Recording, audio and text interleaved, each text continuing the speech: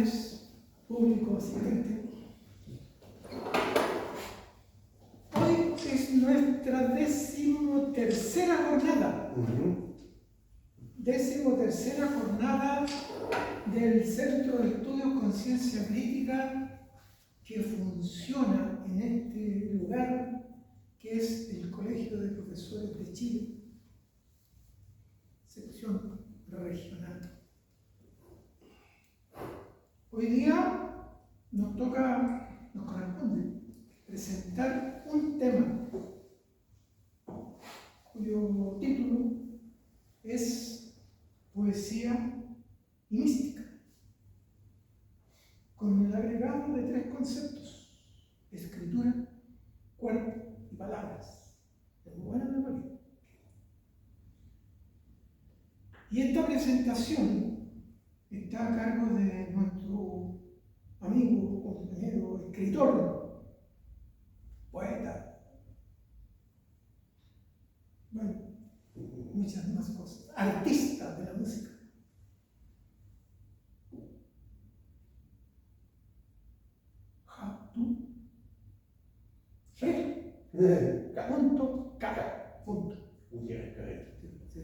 Punto.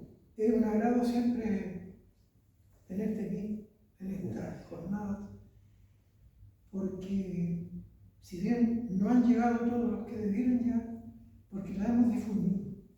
Sí, me consta, yo mismo siempre por lo menos mando 60, 80 receptores, y te contaba que mandé, también siempre mando al extranjero, de México, Brasil, Inglaterra, Canadá, y publico, como también publico, lo dicen en una radio cubana, lo escuchan.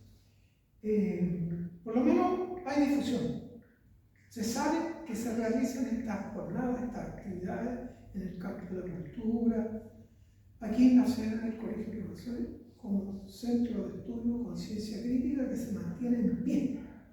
Nos mantenemos en pie, resistimos las inclemencias, no solamente del tiempo, sino la inclemencia a veces hasta de la indiferencia de alguna gente. Pero son ellos los que se vienen, ellos se lo vienen. Nosotros estamos aquí y ganamos. La palabra.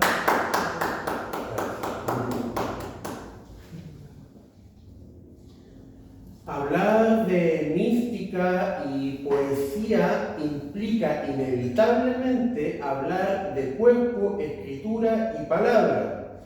La mística, entendida como el anhelo de trascendencia hacia lo divino, hacia lo absoluto, pero siempre desde lo encarnado, desde el cuerpo, desde la individualidad, desde la conciencia particular. La mística, la poesía mística, por lo menos en el cristianismo, es un fenómeno que se da entre el siglo XII hasta ya el siglo XVIII. Sobre todo tenemos los testimonios de mujeres que a pedido del confesor han dejado sus textos. Ahora bien, lo que implica cuerpo, escritura y palabra, de alguna manera significa en qué estado se está cuando se escribe. La mística, como habíamos dicho, es un camino de búsqueda hacia esta divinidad, este absoluto, o en algunos casos, como en el siglo XX, el vacío, la nada. La poesía, para los místicos, es un vehículo. Hay una fórmula de Juan de la Cruz de que la poesía es el medio y Dios es el fin. Lo que buscan los místicos muchas veces, aparte de la unión con lo divino, es la relación con el amor. Para ellos el amor es una fuerza pero primordial. Tenemos el caso de la poesía de Juan de la Cruz, que es una poesía bastante breve, y como consecuencia en este lenguaje que ocupan es de mucha metáfora y es muy paradójico. En Juan de la Cruz vamos a ver versos como la música callada, la soledad sonora, etc. También vamos a ver pronto un poema de Santa Teresa de Jesús, Vivo sin vivir en mí. También hay un énfasis en que es una experiencia personal, es una experiencia que busca ser testimoniada. como con la forma sensible que tenemos, la apreciación, la forma de recibir sensiblemente el conocimiento es la palabra. También hay un sentido de éxtasis, de transformación en estos poetas, tanto como para el que escribe, como para aquel que lo lee, como pasa en las moradas de Santa Teresa de Jesús. También en la búsqueda, la mística y la poesía se encuentran en que buscan expresar lo que no se ha expresado todavía, y eso es un enriquecimiento muy grande. Tenemos el caso de la mística sufí. Igual es redundante decir mística sufí porque ya el sufí se entiende como una mística musulmana. Rumi, que es un poeta del siglo XII, ya después de la destrucción de Bagdad, del siglo de oro árabe, por parte de los mongoles, Rumi tiene muchos versos que implican tanto la relación con Dios, el amor y las limitaciones del lenguaje. Rumi tiene unos versos que decía: escucha la flauta de bambú, cómo se queja, lamentando su destierro. La flauta es el hombre, la melodía son las palabras, y este destierro del que habla es su separación de Dios. Después vamos a ver cómo Juan de la Cruz habla de la relación del alma con Dios. Hay unas palabras de Dámaso Alonso en que se refiere como que toda poesía es religiosa. Es muy problemático ese concepto porque es monista. ¿Qué quiere decir que sea monista? Que reduce todo a un solo ámbito, que sería el religioso. Tenemos la poesía social, tenemos la poesía pura, tenemos la poesía testimonial, etc. Entonces eso complica bastante las cosas. ¿Qué definición de mística nos puede de alguna manera ayudar a entender un poco más qué es esto de la poesía mística? Luna Miguel, una escritora española, dio la siguiente definición: la mística es la somatización de la fe. ¿Qué implica esta definición? Que el cuerpo es un medio, es un puente y es un canal para el místico. La somatización de la fe quiere decir que hay una máxima que salió hace poco que decía: uno es lo que lee. Y muchas veces los místicos, aparte de leer la Biblia, también tienen el tema del estudio hebraico y la influencia, dependiendo de la época. Por ejemplo, hay mucho de Garcilaso de la Vega también en la poesía mística. Cuando Santa Teresa de Jesús habla de poesía mística o habla de su experiencia, también está hablando del corazón que arde, el corazón en llama, verberizar también. Y vamos a notar que en su poesía hay mucho de paradójico, que es algo que puede dar la poesía, esta como tensión del lenguaje, de expresar cosas que no se habían expresado antes. Oigan, es solo el comienzo. Vivo sin vivir en mí, y tan alta vida espero que muero porque no muero. Aquesta divina unión del amor con quien yo vivo hace a Dios ser mi cautivo y libre mi corazón. Más causa en mí tal pasión ver a mi Dios prisionero, que muero porque no muero. Ay, qué larga es esta vida, qué duros estos destierros, esta cárcel y estos hierros en que el alma está metida. Solo esperar la salida me causa un dolor tan fiero que muero porque no muero. Fíjense, esta cárcel y estos hierros está hablando del cuerpo. Creo que en el Chaco argentino, un pueblo indígena se refiere al cuerpo como la camisa de voluntad, como el medio en que vamos a expresar todo lo que es nuestra interioridad, aunque vamos a ver después que para los místicos no existe el afuera y el adentro, no hay una visión maniqueísta de las cosas. En poesía, tanto como en mística, nos vamos a dar cuenta de que el cuerpo también es un puente, es un medio. Y siempre que Santa Teresa hablaba de cómo escribía, se sentía de alguna manera llevada por una inspiración divina, cosa que vamos a ver después en el siglo XX con Rilke, sobre todo. Rilke, también en Carta a un joven poeta, habla de que hay un camino, hay un desarrollo espiritual, etc. La relación de Juan de la Cruz, por ejemplo, y Rainer María Rilke Porque a Rilke también se le ha tratado de místico. ¿Y por qué se le ha tratado de místico? Porque de alguna manera Rilke, que es un poeta ya del siglo XX, es una reacción al nihilismo desatado ya de la Primera Guerra Mundial. ¿Qué es este nihilismo de la Primera Guerra Mundial? Esta modernidad que se está destruyendo a sí misma, este fracaso del relato europeo, de la modernidad y el progreso.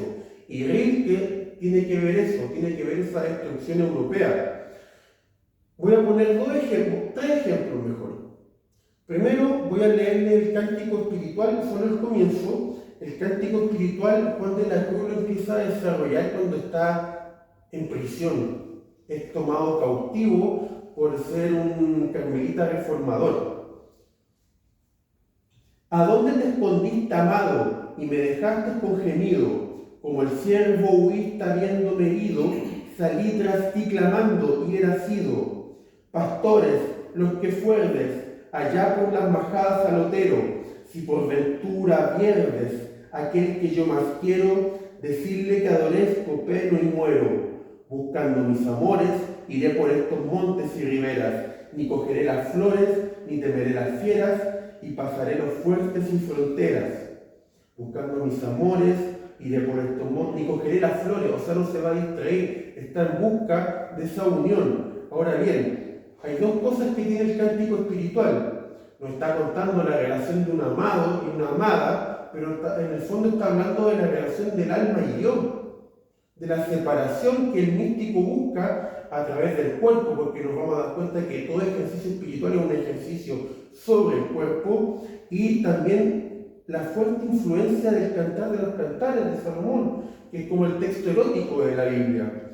A Juan de la Cruz, algo que le influyó mucho a partir de Fray Luis de León, son los estudios hebraicos y la influencia de la Cábala para interpretar la Biblia, cosa que por algunos sectores de la Universidad de Salamanca era algo muy mal visto volver a lo hebreo para ver cuestiones cristianas.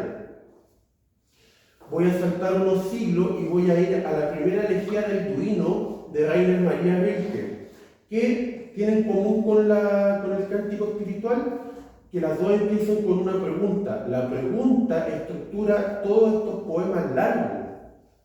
Elegía primera. ¿Quién, si yo gritara, llegaría a oírme desde los coros de los ángeles? Y si uno de ellos acabara incluso por tomarme en su corazón, me fulminaría entonces su existencia más potente, pues lo bello no es sino el comienzo de lo terrible, casi insoportable para nosotros, que tanto lo admiramos, porque impasible desdeña aniquilarnos. Qué terribles son todos los ángeles. Uno de los temas que vamos a tener que ver, tanto en Rumi como en Juan de la Cruz, como en Rilke, y después el próximo ejemplo chileno que voy a dar, es la imposibilidad del lenguaje de dar el testimonio de esta cercanía o este contacto con lo divino, que es algo que también se ve mucho en la poesía de Pizarnik. El cuerpo, en la poesía contemporánea de alguna manera, se vive a través del cuerpo, pero el cuerpo es como un eco de esa imposibilidad, de esa angustia existencial. ¿Qué otro texto inicia con una pregunta? El poemario póstumo de Gustavo Osorio, Contacto Terrestre. ¿Qué es lo cierto? La voz es un temor que demora. La voz existe sin signos, sin fuego, como un desfiladero natural en el seno del abismo. La voz es un temor que devora, fíjense. La voz existe sin signos, sin fuego, desnuda. El fuego, que era algo que alumbraba al hombre, ahora es algo que asusta, es algo que preocupa mucho. Y Gustavo Osorio lo que hace de alguna manera, y que logra Pizarnik también, es desubliminar la cuestión poética. Si sublimar era, por lo menos para Freud, encauzar todas nuestras energías sexuales, canalizarla a través de cuestiones artísticas, desublimar sería cuestionarse todo este proceso y acusarlo de su fracaso como relato, del fracaso del lenguaje como lenguaje de alguna manera. Sigue Gustavo Osorio. No escucharé, no, el rumor de las bestias ardientes, ni me acongojaré porque en toda la tierra no haya nadie que se embriague conmigo en mi día. Estoy calmado y lúcido como una tiniebla pura. Y sigue más abajo. Unas olas lamen el lugar de mi nacimiento. Muros y puertas atravieso como en medio de un fuego alto. Estoy rodeado de niños reverentes que danzan a mi alrededor y me libran del llanto. El mundo no es más que un fulgor que yo devoro. Si algo tiene la poesía de Gustavo Osorio es que se cuestiona siempre estas limitaciones del lenguaje, todas estas construcciones que elaboramos en la misma poética. Gustavo Osorio siempre está como entre la modernidad y la tradición, entre la fe y la ausencia de fe de alguna manera. Volviendo un poco a la definición de Luna Miguel como la mística es la somatización de la fe, Alejandra Pizarnik siempre ha tenido, por ejemplo, en el deseo de la palabra, el cuerpo es un espacio herido, es un espacio donde dice, en el eco de mi cuerpo la palabra se queda, subrayando que el lenguaje surge de un cuerpo que está herido. Tenemos los casos de Simone Weil, que más que poeta es una filósofa, y en estas dos, el cuerpo, además de ser un puente, es la frontera misma con la que se enfrenta el místico. Tenemos que tener en cuenta que en la mística la palabra también tiene una cuestión performativa, como de creación. Y voy a citar, el Evangelio de Juan dice, en el principio era el verbo, y el verbo era con Dios, y el verbo era Dios. San Juan de la Cruz y Santa Teresa siempre hacen uso de un lenguaje muy elaborado de imágenes, pero también de ideas que van chocando y son altamente contradictorias también. También tenemos Paul Celan, que es un sobreviviente de los horrores de la Segunda Guerra Mundial y elabora también toda una poética a partir del horror que fue la Segunda Guerra Mundial. La mística, la poesía mística de alguna manera elabora o se maneja en lo que son las limitaciones del lenguaje. E incluso en esta desublimación que Pizarnik habla, tenemos el caso de un texto en prosa. Yo siempre he considerado que la poesía de Pizarnik es como un nativo de lo que es Pizarnik. Pizarnik es mucho más fuerte en lo que es la prosa, y en un texto que se llama Una tradición mística, elabora este tema como de que un desengaño con el proceso místico de alguna manera, con esto del cuerpo, del lenguaje, etc. Y leo, hablo de una traición, hablo de un místico embaucar, de la pasión de la irrealidad y de la realidad de las casas mortuorias, de los cuerpos en sudales y de los retratos nupciales. Nada prueba que no clavó agujas en mi imagen. Hasta resulta extraño que yo no le haya enviado mi fotografía acompañada de agujas y de un manual de instrucciones. ¿Cómo empezó esta historia? Es lo que quiero indagar, pero con voz solamente mía y eliminando todo designio poético. No poesía, sino policía.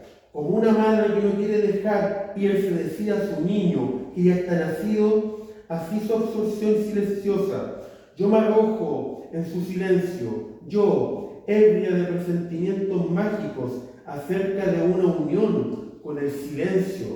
El silencio también es algo sumamente importante para los místicos. Volvamos al persa sufí de Rumi. Decía, el lenguaje de Dios es el lenguaje del silencio. ¿Qué es lo que tiene de particular e importante este fenómeno que se produce al margen de la religión? Porque un místico está muy lejos de ser un profeta. Un profeta quizás esté más relacionado con la ley del pueblo en cuanto a religión, pero el místico siempre está como transgrediendo esto, va a la contra. Juan de la Cruz tuvo problemas, Santa Teresa tuvo problemas al decir lo que iba a decir. Entonces, todo lo que sea discutir la limitación del lenguaje a través del lenguaje, para ello es un tema que se da constantemente. La palabra, además de un medio, consiste en una sustancia para los escritores místicos. Y siempre consideren que la mística que nosotros nos va quedando, tanto la sufí como la hebrea andaluz, la cristiana, se producen en religiones terciarias. ¿A qué me refiero con una religión terciaria? Se establece que hay religiones primarias, secundarias y terciarias. Las primarias se enfocan en lo luminoso, en los astros, en los animales, en los elementos, el bosque, la montaña, etc. Después vienen las secundarias, en que ya empiezan a elaborarse los dogmas. La religión se empieza a institucionalizar. La religión empieza ya a discutir cosas como, por ejemplo, quién representa a Dios. Y ahí tenemos los casos del judaísmo, tenemos el islam, el cristianismo, y la religión terciaria es un avance de la secundaria, pero se enfrenta en un mundo moderno y tiene un proceso de secularización. Y sobre todas las cosas, la religión terciaria tiende a mirar muy feo a las religiones primarias, a hacer todo lo que sea animal, bestia, naturaleza, tiende como a hacer a un lado esas cosas y ya a declararlo de una manera herética. Por ejemplo, en los procesos de poesía del siglo XX, porque hay como de alguna manera una trasnochada de la mística, los poetas tienden a elaborar recursos fonéticos que nos recuerdan o a la liturgia, la repetición o de otras religiones, el mantra, el sonido, etc. Para los poetas místicos, escribir también consta de un ritual porque es un testimonio, además de todo esto de la limitación del lenguaje, etc. Para ellos es muy importante transmitir esto. Siempre se ha dicho que Juan de la Cruz fue accidentalmente cristiano, pero en esencia era un poeta.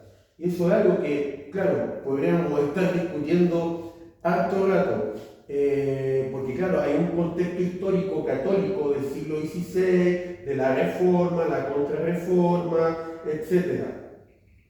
Como le había dicho al comienzo, en este anhelo de trascender el cuerpo, trascender la conciencia misma, no solo es con Dios, el cosmos, el universo, también puede ser el vacío, la nada, para algunos poetas. Tenemos el caso, por ejemplo, de la francesa Simone Weil, que tiende mucho a hablar de esto, de que la creación divina es Dios que ha vaciado su esencia. Voy a leer un fragmento. Dios solo puede estar presente en la creación en forma de ausencia. Este mundo, en cuanto que totalmente vacío de Dios, es Dios mismo. Por esa razón, cualquier consuelo en la desgracia aleja del amor y la verdad. He ahí el misterio de los misterios. Cuando se logra tocarlo, se encuentra uno seguro. En el desierto oriente hay que estar en un desierto, pues aquel al que hay que amar está ausente. El que pone su vida en la fe en Dios puede perder su fe. Antiguamente yo creo, ya no creo que haya gente con problemas de fe o religioso. La gente hoy día tiene crisis emocionales, crisis psicológicas. Yo creo que ya la última persona que tuvo una crisis religiosa fue Unamuno, si es que.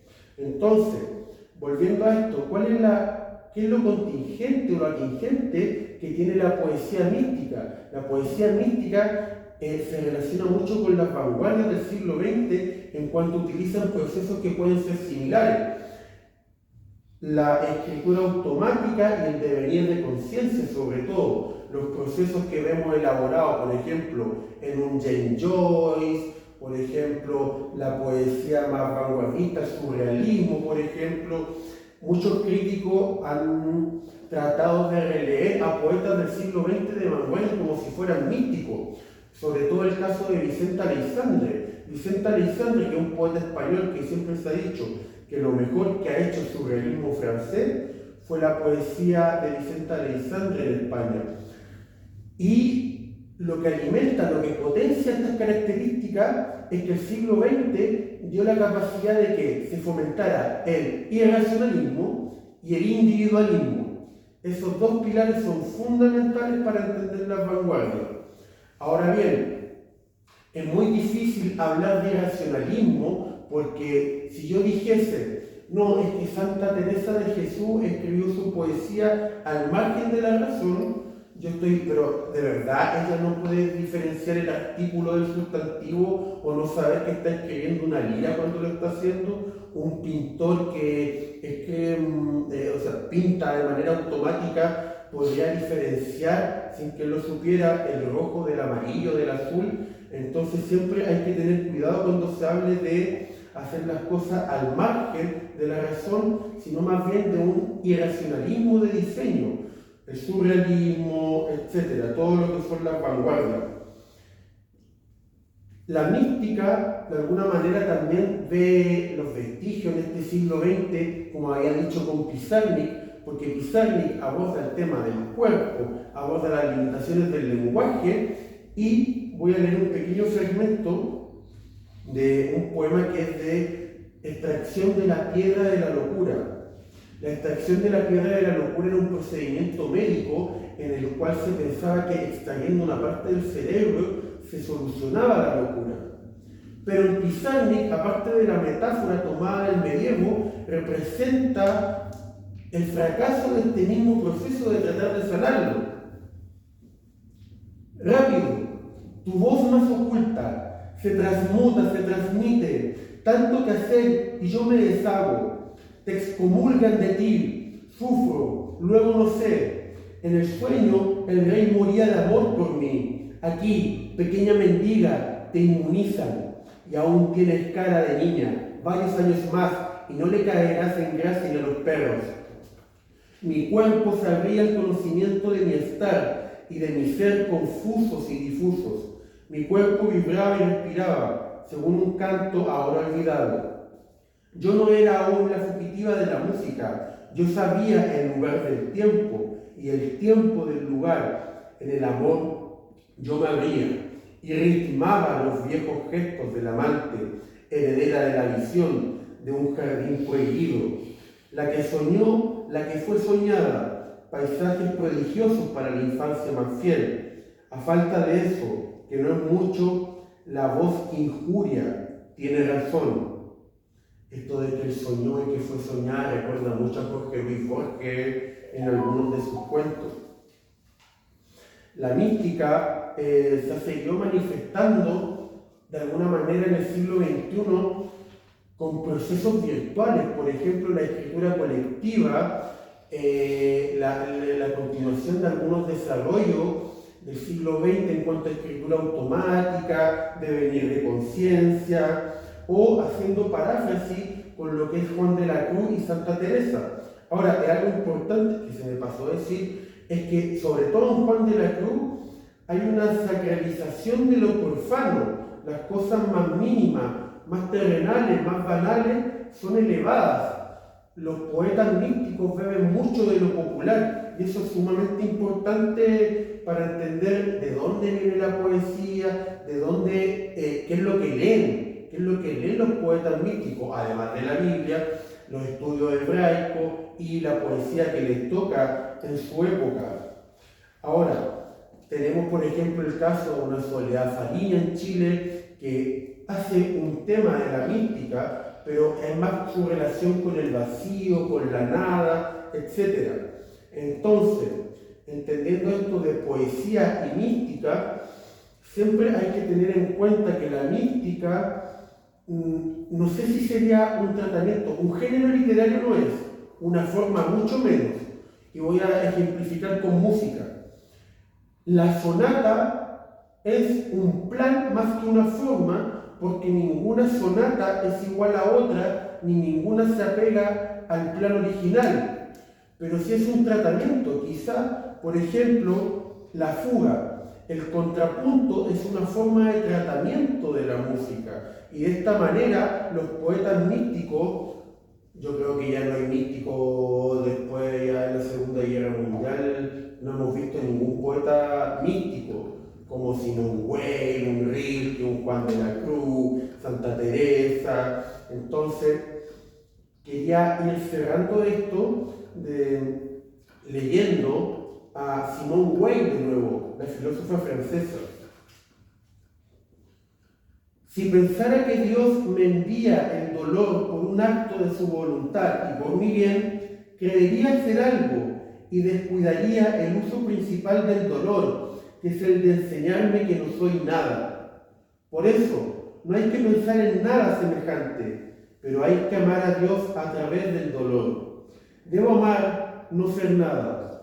Qué horrible si yo fuera algo. Amar mi nada, amar ser nada. Amar con la parte del alma situada al otro lado del telón, pues la parte del alma perceptible para la conciencia no puede amarla nada. Siento horror de ella. Aunque crea amarla, lo que ama es otra cosa distinta de la nada. Había una frase en latín que decía natura aborrec vacum, que era como la naturaleza aborrece el vacío.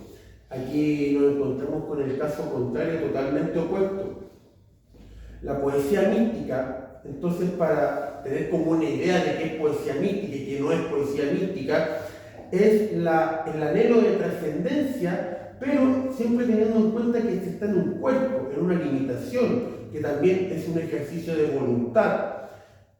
Sor Juana Inés de la Cruz no es poesía mística. Sor Juana Inés de la Cruz, aunque religiosa, lo que hace es poesía moral, poesía filosófica, aborda el tema de el alcance, las limitaciones del conocimiento, pero no se enfoca en la abolición de amor, no se enfoca en la trascendencia. Entonces ahí habría que hacer como el subrayado de que Sor Juana Inés de la Cruz no es una poeta mística como si lo sería Juan de la Cruz, Santa Teresa, etc.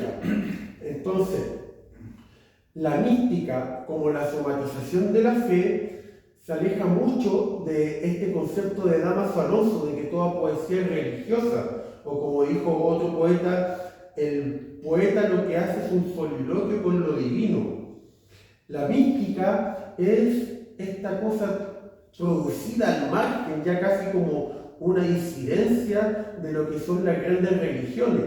Y estas religiones, como le había dicho, en su etapa terciaria, o sea, ya cuando están desarrolladas, secularizadas, institucionalizadas, se empiezan a producir todas estas formas de poesía que busca en el cuerpo, hace experimentos del cuerpo. Hoy en día tenemos el mindfulness, que es como esta cuestión de la atención sin ejercer juicio sobre la otra cosa.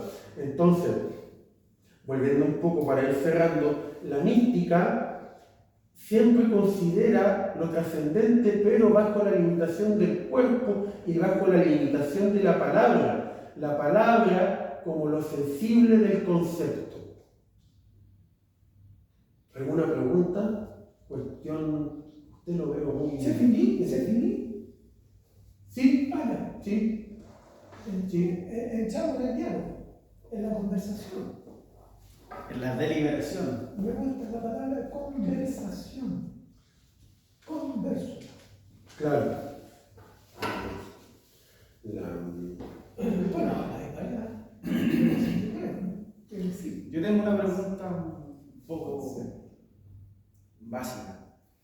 Ya no, mi memoria está tan. Mis neuronas están dormidas, entonces mi memoria a corto plazo no funciona muy bien. Alejandra Pizarnik o Pizarnik. Pizarnik, yo digo Pizarnik. No, ahí no te podría contestar. Ya, como sea, pero el tema está en que con este filósofo argentino, Darío Strauss, Ya, nadie sí. sabe cómo era. Ella es contemporánea a Mistral, ¿no? Contemporánea a Mistral y también estuvo muy relacionada con Julio Cortázar. Sí, es de esa época. Además, te puedo decir la fecha. No, que quería saber si era del siglo XX, porque nombraste varios autores, como alguien Santa Teresa de Jesús. Santa Teresa de Jesús, que ya es siglo XVI. Como Como Renacimiento español, previo al barroco Y ya sería ahí jugaste con las temporalidades, por eso quería un poco Pizarnik nace desde dónde estáis hablando. 1936, Es muere en joven. 72. Joven. Sí, muy reciente. Y ahora está como pegando más, por un lado por TikTok, porque TikTok ha hecho pero no sé qué cosas con Pizarnik, han viralizado un montón. Y algo súper curioso porque hace como 10 años, si uno preguntaba en la Complutense de Madrid, algún profesor, oh, voy a hacer mi tesis de Alejandra Pizarnik, no tenía ni idea quién era Alejandra Pizarnik. Alejandra Pizarnik tiene muchos diarios, mucha prosa y que los géneros se difuminan. Uno no sabe lo que está leyendo cuando está leyendo prosa de Pizarnik.